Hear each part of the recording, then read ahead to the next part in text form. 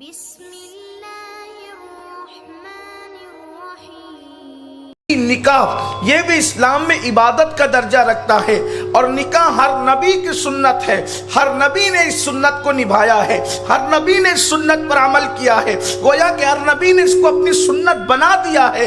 حضرت آدم سے لے کر ہمارے آقا مصطفیٰ جان رحمت صلی اللہ علیہ وآلہ وسلم تک ہر نبی نے نکاح کیا، سوائے ایک نبی کے، حضرت سیدنا عیسیٰ علیہ السلام۔ اور چونکہ عیسیٰ علیہ السلام بھی ابھی فوت نہیں ہوئے، وہ آسمانوں پر موجود ہیں، جب وہ زمین پہ تشریف لائیں گے تو پھر وہ نکاح بھی فرمائیں گے۔ یعنی کوئی نبی نکاح کے بغیر نہ رہا ہے اور نہ رہے گا۔ اللہ اکبر! اس لیے کہ نبوت جو ہے وہ ختم ہو چکی ہے، کوئی نبی نکاح کے بغیر نہیں رہا، اور جو آخری میں اب تشریف لائیں گے بحیثیت نبی نہیں آئیں گے وہ، اس لیے کہ ان کی ردائے نبوت مصطفیٰ جان رحمت کی آمد سے سمیٹ دی گئی ہے، لیکن چونکہ وہ بھی آئیں گے بحیثیت امتی، لیکن وہ بھی نکاح فرمائیں گے، اور مدینہ منورہ میں گنبد خضرا میں ان کی بھی آخری آرام گاہ ہوگی۔ یعنی کوئی نبی نکاح کے بغیر نہیں ہے، اور نکاح کی برکت اتنی ہے، نکاح کی فضیلت اتنی ہے کہ اللہ اکبر! حضرت سیدنا معروف کرخی رضی اللہ تعالیٰ عنہ، آپ نے نکاح نہیں فرمایا۔ میں اس پر کوئی طویل گفتگو نہیں بلکہ اپنے عنوان پر جلدی سے آنے کی کوشش کروں گا، صرف نکاح کے متعلق عرض کر رہا ہوں۔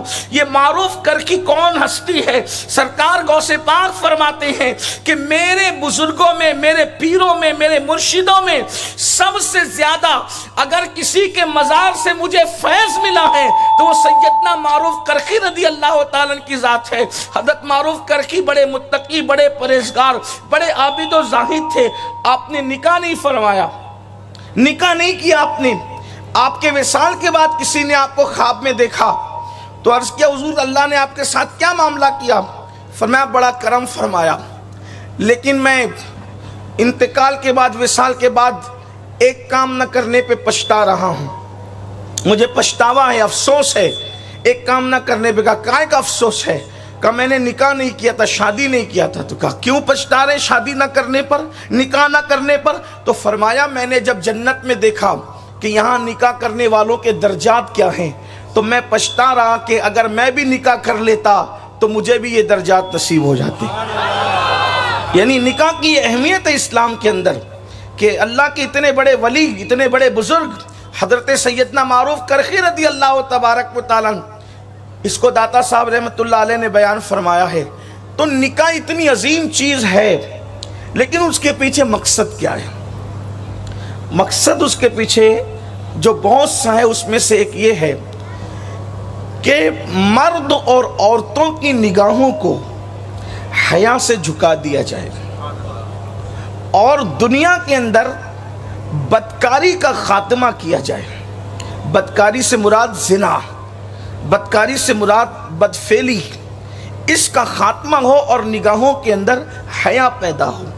پھر اور بھی حکمتیں، افزائش نسل ہو، نسل کی افزائش ہو، یعنی کہ حلال طور پر دنیا میں لوگوں کی آمد ہو۔